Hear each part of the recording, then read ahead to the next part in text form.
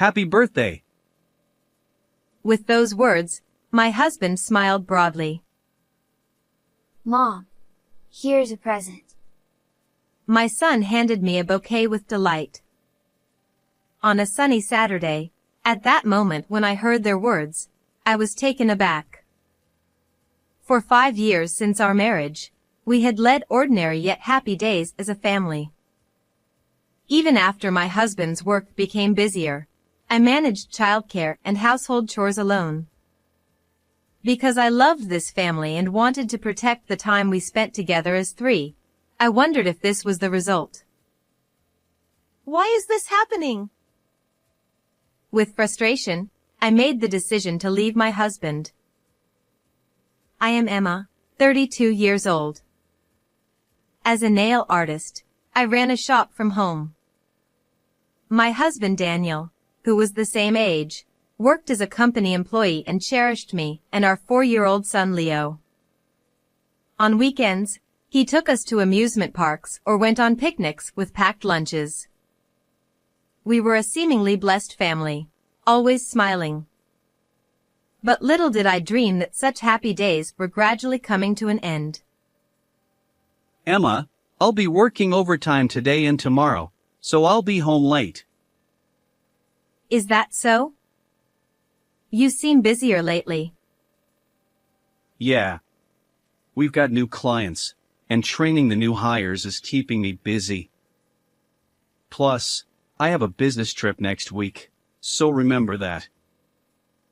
One morning, I sighed as I watched Daniel leave in a hurry. For the past few months, his work had become significantly busier, and our face-to-face time had decreased. He had overnight business trips twice a week, and he often returned home late at night. Before opening my own nail salon, I had worked in a company too, so I understood the demands of unavoidable work and busy seasons. However, since our marriage, his workload had never been this intense, and my confusion was undeniable. And there's one more thing that bothers me. Come to think of it, I need to stop by the bank today. We need money again. I felt even more disheartened. According to Daniel, the company's policy had changed, and he no longer received reimbursement for business trips. On top of that, other out-of-pocket expenses had increased. With additional social gatherings, our spending has become quite intense lately. It's ironic that while we work to earn money, it seems to flow out in the opposite direction, leaving us dissatisfied. There's nothing we can do, right? It's part of the job, and you need to understand. After all, we're a couple supporting each other.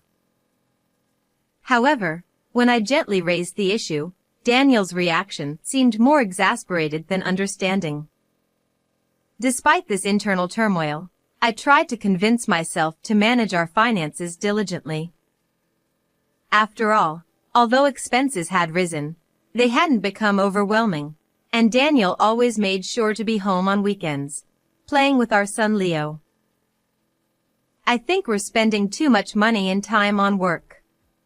But Daniel must be considering us. Although there were lingering doubts, I chose to silently observe Daniel. Then, some time passed, and something happened. Since you're handling everything during the week, let me take care of Leo on weekends. At a certain point, he started taking Leo out somewhere every weekend. Initially, I thought he was creating free time for me, as he had promised. Indeed, with Daniel taking Leo out, I could refresh myself alone. However, gradually, I began to feel uneasy about his actions. Hey, how about the three of us going somewhere next Saturday? Thanks to your help, I've had enough alone time. Huh? No, that won't work. If work gets even busier than now, I won't be able to make time like this. But, being alone at home on weekends still feels lonely. That's a luxury problem. Anyway, rest without worrying about Leo. For some reason, Daniel stubbornly avoided including me in their outings. Rather than concern, it felt like he was excluding me.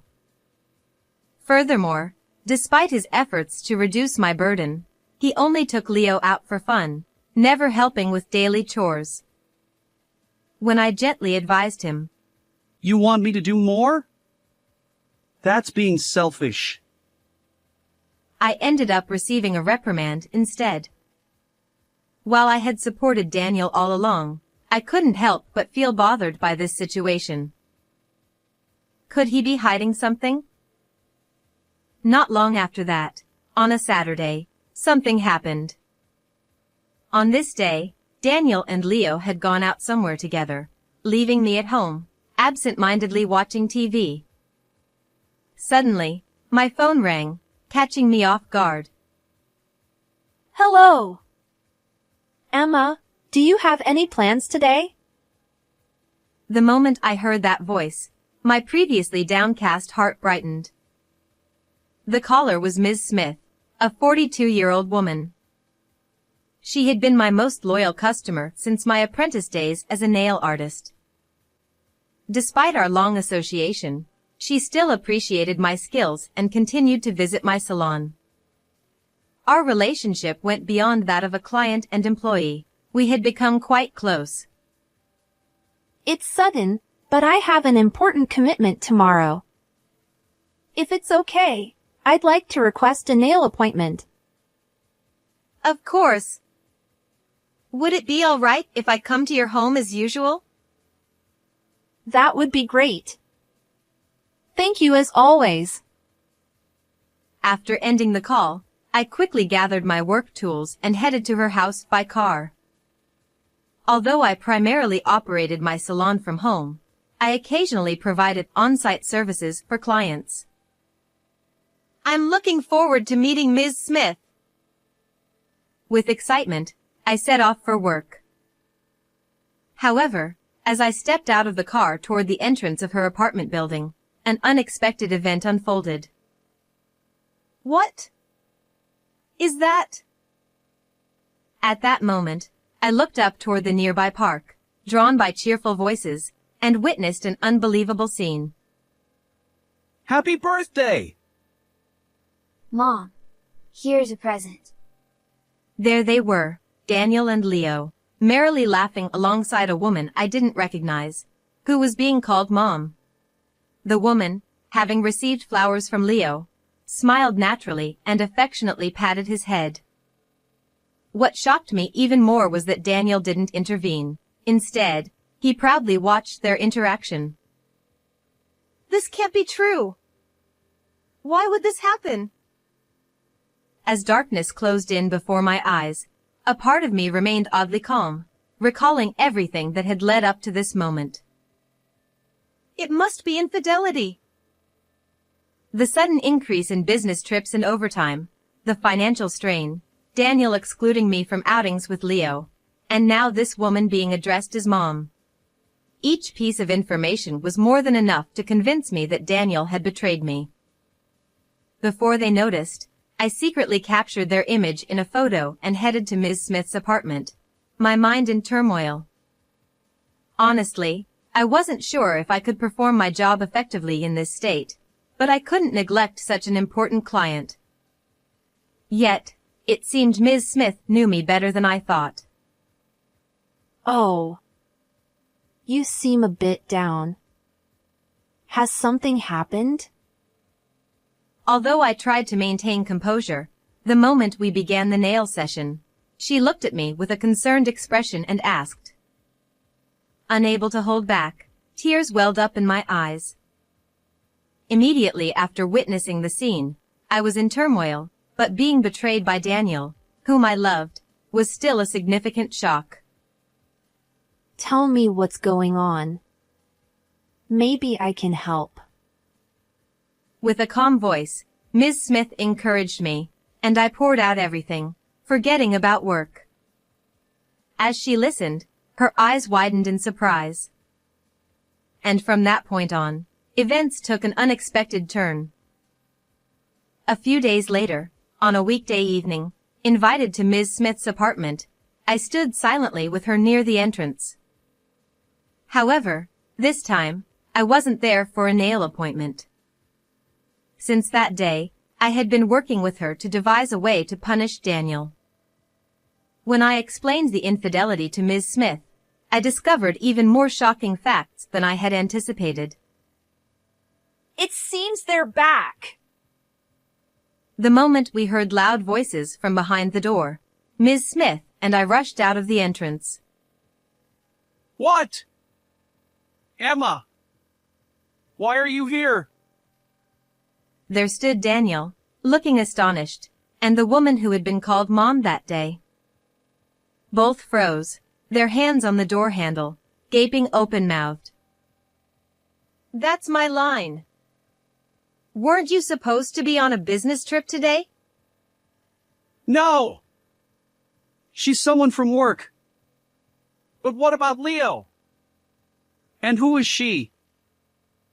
Leo is with my parents. Ms. Smith helped me. She's here to expose your affair. My angry voice made Daniel narrow his eyes.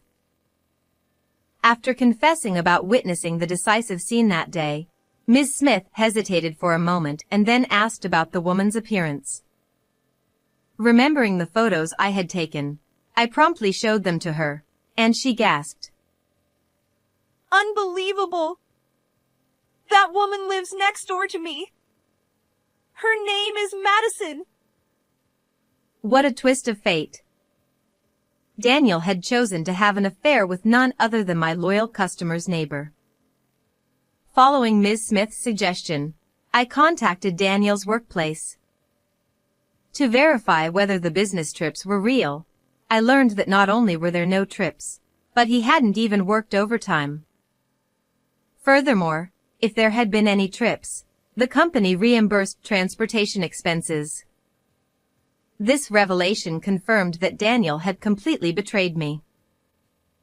Today, I know there's no business trip.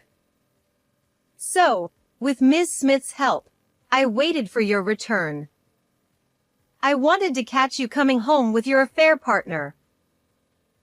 As I glared at the two of them in anger, Madison, Daniel's affair partner, returned my gaze defiantly. According to Ms. Smith, Madison appears to be in her late 20s, but she seems completely unrepentant or unaware of her actions. Daniel is no different. Well, it's true there might not have been a business trip. She really is a coworker, and today, she was supposed to come to her house for a work meeting. Daniel grinned as if blaming me, as if I were the one at fault. But my patience had finally run out. Despite his busy work schedule, I had endured and believed he cared for us. But now, seeing Daniel abandon his devoted wife for another woman, I had no sympathy left. Huh?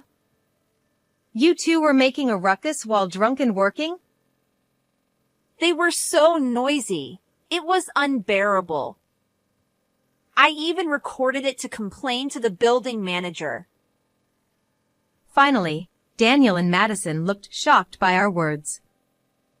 Apparently, every time they cheated, they made a commotion in their room, causing Ms. Smith sleepless nights.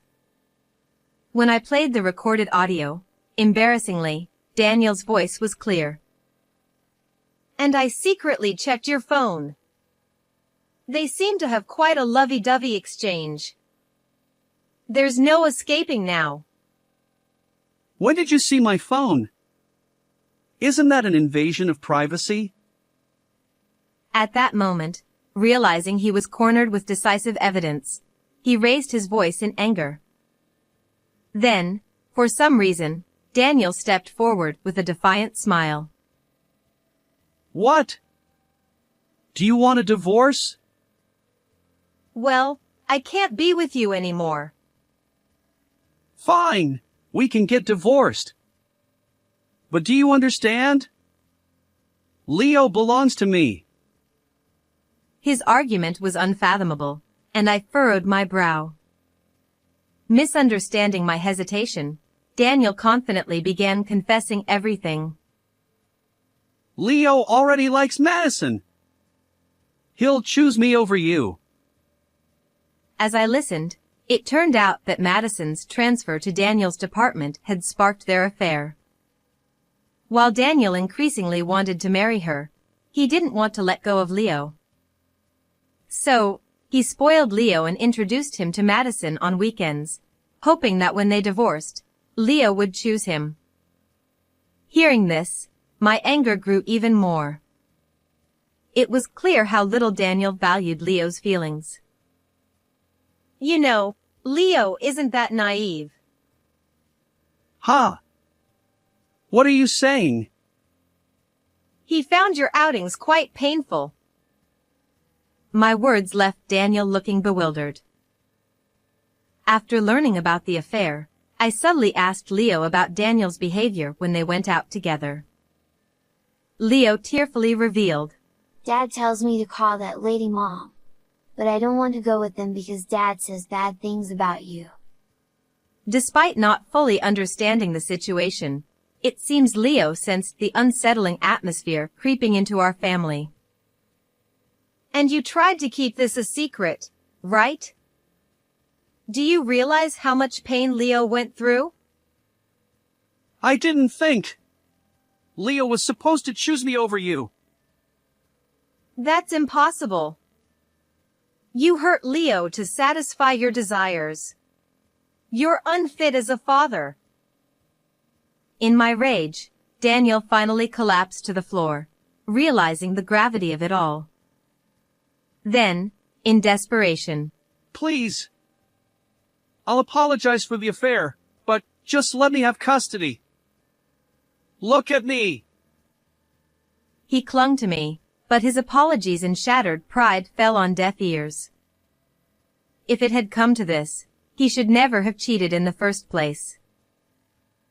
Dragging Leo into this, there's no way I'll grant custody to someone like that. Prepare yourself for alimony. With a final word, I confronted them with reality. Daniel and Madison stood frozen, their faces drained of color. Afterward, Daniel and I divorced. Naturally, I gained custody, and I demanded $30,000 each in alimony from him and his affair partner. I also planned to seek child support until Leo grew up. Apparently, rumors about this incident spread at their workplace, making it uncomfortable for both of them. In the end, they broke up, leaving Madison burdened with debt. As for me, I returned to my parents' home with Leo and continued my work as a nail artist. Ms. Smith, of course, remains a cherished client. I'll watch over Leo's growth alongside my kind parents and strive for happiness. How did you like this story? Please subscribe to the channel. See you in the next video.